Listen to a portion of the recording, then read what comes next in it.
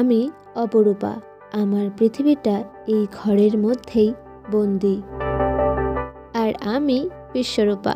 আমার পৃথিবীটা খোলা আকাশের নিচে ও সবুজের মাঝে।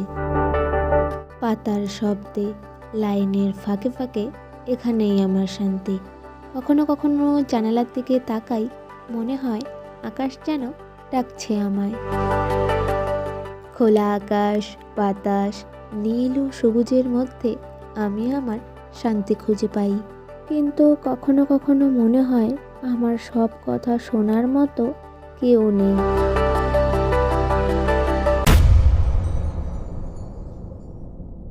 আচ্ছা, তুই সব সময় বাইরে থাকিস কেন রে? কারণ এই বাইরে থাকলে আমি নিজেকে খুঁজে পাই। আর সব দায়িত্ব আমাকে নিতে হয়।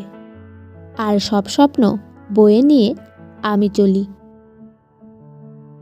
আমার এই ঘর শান্ত, নিরাপদ।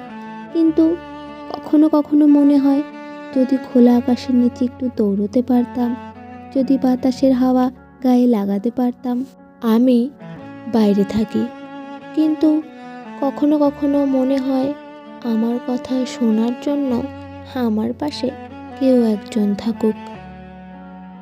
আমরা দুই বোন একই বাড়িতে থাকি, কিন্তু দুজনই ভিন্ন ভিন্ন পথে হাঁটছি।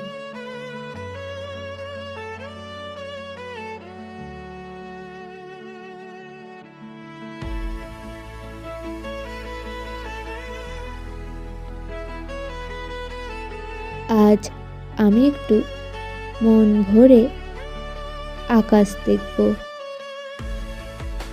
আর আমি কাল ঘরে থাকব।